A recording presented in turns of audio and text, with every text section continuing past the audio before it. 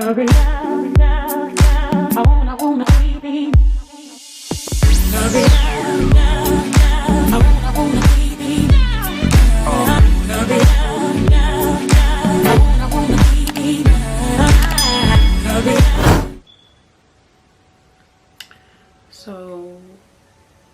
I have been debating so hard about doing this video, mainly because it's still fresh, like it just happened, and my feelings are all over the place. Like some days I'm okay, some days I'm not okay, some days I don't even think about it, and some things that's all I can think about. Hopefully I don't cry, because I don't want to cry, so hopefully I don't cry. This happened like in October. Yeah, it's that now. I was dating this guy in a full-blown relationship with him for like years, and I was in love with him. I wanted everything with him. Like I wanted the house, I wanted the kids, I wanted like everything with him, the partnership, like the long haul. Like I wanted all that with him. I just knew that I wanted that with him. I knew that he wasn't perfect, by any means. I mean, I like to think that I'm perfect, but you know, I'm not perfect. No one's perfect. I thought that they were all, you know, things that can be worked through, things that, you know, with a little bit of counseling, a little bit of patience, can, you know, we can work through things.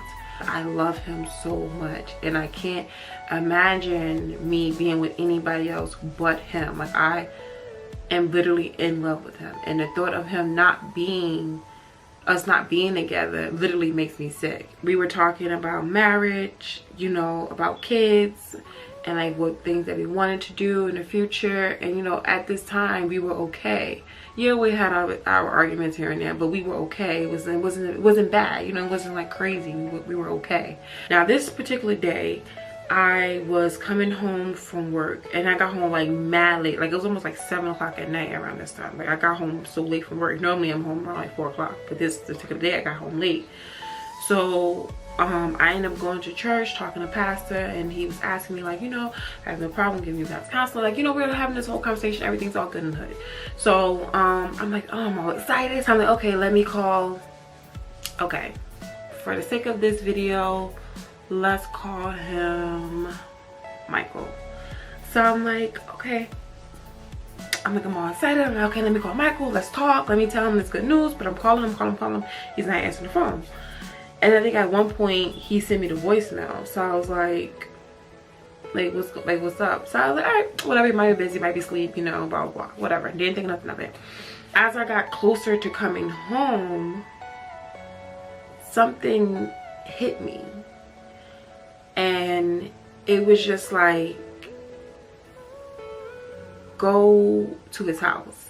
Why am I going here? Like, he might be asleep. Like, what am I doing? Getting to the light before turning down the street to get to his house.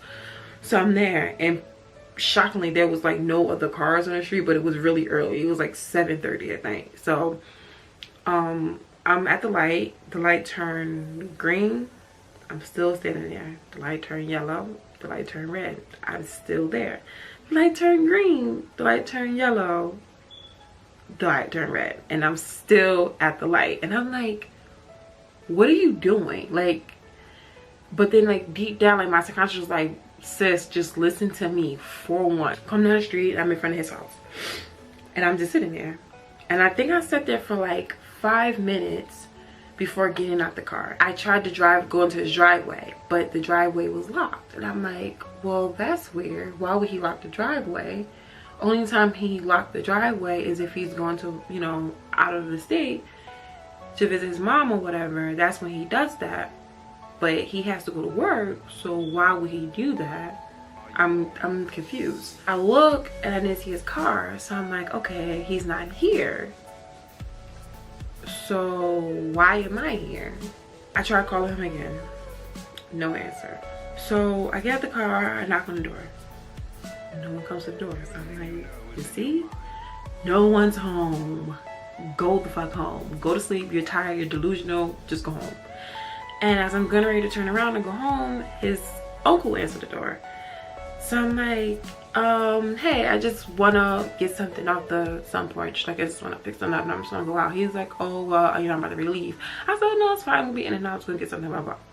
So he like literally just leave. Like, he just walk right past me and just go. So I'm like, okay. So I go on the sun porch and I'm like rumbling through my stuff because I had stuff at his house. And I'm like, I don't want anything. Why am I here? Like, so I'm like, okay, well, let me go pee, because I legitimately had to go to the bathroom. So I'm like, okay, let me go pee. Now, the bathroom is right here, and his room is right there, like on the opposite side of the bathroom.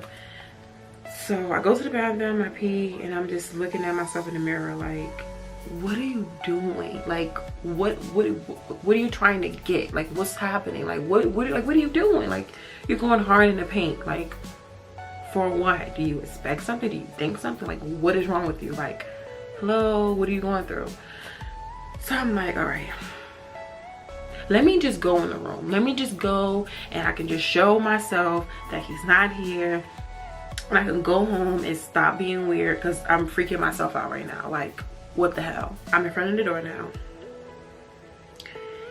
And I'm just like, okay, I don't hit a TV. The light isn't on. So therefore he's not here, because I know he sleeps with the TV on sometimes, well, most of the time. So I'm like, he's not here. So just go, like, just leave. I'm trying to tell my brain to tell my feet to move, but I'm still standing there. And I'm trying to work up the nerves to open the door. I don't know why, but this little voice, this little piece of me inside of me just knew, like, this is what you're supposed to do. This is where you're supposed to be. Like, just shut up and do what I'm asking you to do. So I finally get the nerve to open the door. So I opened it and I pushed it. And there he was.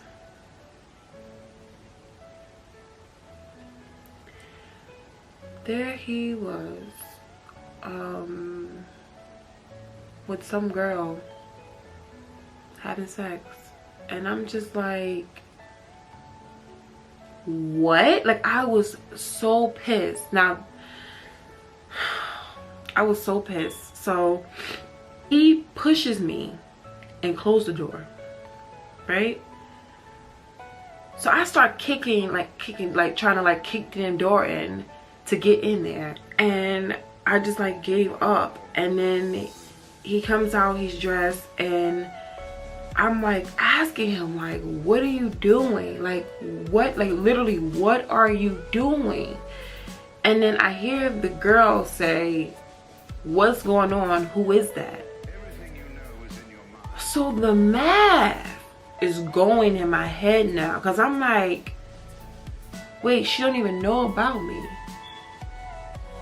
So all of this stuff was premeditated. Him locking the garage, him hiding his car, him not answering the phone.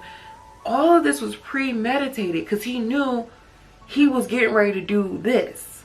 And he knew that I had a habit of popping up on him. So he figured if he locked the garage, hide his car, and don't answer the phone, I'll think that he's away. And I'll just go away. So I'm like, yo, this shit was premeditated. And in this moment, I would think, and I'm going to cry. I feel it right now, I'm about to cry. I would think that if your girlfriend, your partner, the person that you love, the person you claim to be in love with, just found you having sex with someone else, shouldn't she be your main concern in this moment?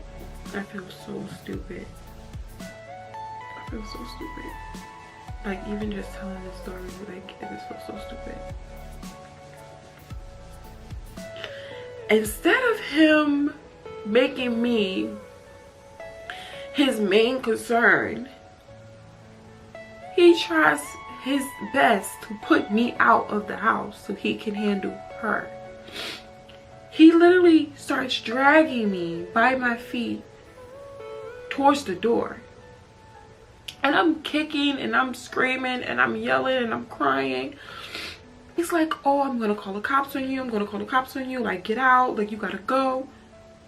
And I'm just trying to figure out,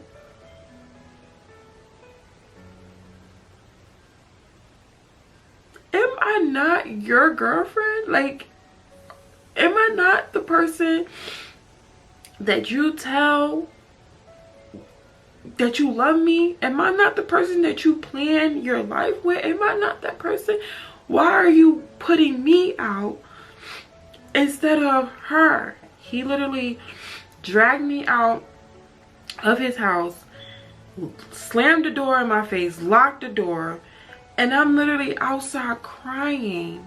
No one there to console me, no one there to hug me, no one there to tell me everything's gonna be okay. I'm literally sitting there outside in the cold crying, while the man that I thought I was going to spend the rest of my life with is worried about the bitch inside the house. Ain't give a fuck about me. Not one fuck did he care. I finally get myself together, and now like people are literally outside looking because I'm literally screaming like a snow bunny. Okay, I'm screaming. Like, I know people was like, oh my god, there's a white girl outside in fucking distress. Like, I am screaming. How are you telling me that you're calling the cops on me? How are you saying that? Like, oh, and he's like, oh, well, let me deal with her and then I'll come over and talk to you. Just go home. Like, I'm not leaving until you go home. His main concern was this bitch safety. Fuck my feelings. Fuck what I had to say. His only concern was this girl safety. Make sure that he took her home. Make sure that she was home safe. That bitch would have had to get the fucking walking. Get the fucking Uber, the Lyft, the fucking taxi, the fucking cab, a police. I don't give a fuck. But you gotta go. Because I gotta handle my home. This nigga comes over. And he's just like so nonchalant about it, he doesn't even give a fuck. Like, he does like, whatever, it is what it is. So I just asked him, like, why would you do that? This nigga give me the weakest, lamest, punk ass excuse. Oh, because I felt like you were cheating on me. Nigga, a bitch that's cheating, not talking about marriage. A bitch that's cheating, not talking about kids. A bitch that's cheating, not talking about a future. A bitch that's cheating, she's not talking about no pre-marriage fucking counseling. That's not the fuck a bitch that's cheating talking about. He hurt me. He damaged me. He hurt me. And I can't even look at him for more than a second. I can't even kiss him. I don't even want to be around him.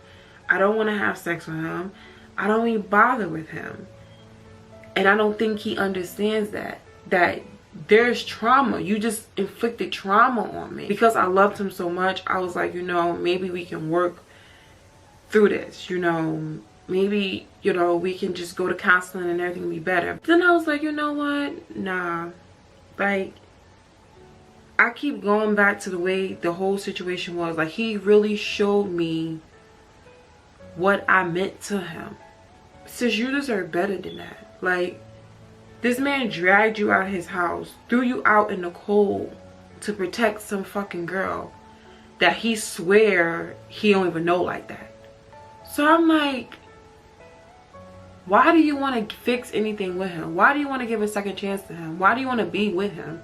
Look how this man just had you out here looking stupid. I felt so stupid when I had to tell my friends, like, yeah, I know yesterday we were just talking about wedding dresses and getting married and all that, but then as I came home to this nigga cheating on me.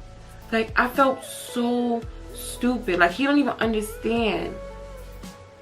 If I really meant anything to him, he would have been trying, he'd have been pleading, he'd have been doing everything under the sun to win me back, and he hasn't. He's still making it seem as if I did something to him. As if I caused this.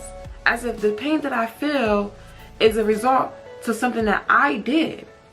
I would not be giving him a second chance. There's no future. There's no us.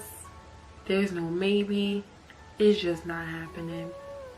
It's so annoying because I see him and I'm like, yo, I really do love him, but I can't. It's different when you hear that your partner is cheating on you, but the pain you feel when you see that shit with your eyes, that's something different, bro. Like, hearing about it and speculating and thinking, that's one thing, but seeing it, to see that, that's something that's burned in your mind. And it is what it is.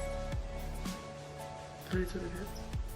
Okay guys, thank you so much for watching this video. Please leave a like, a comment, and make sure you guys subscribe. Have you ever been cheated on? Or have you been a cheater? What happened? Tell me what happened. Let's talk about it. Leave some comments down below. Let's chit chat about it. Like always, thank you guys so much for watching, and I will see you all in my next video. Okay, bye.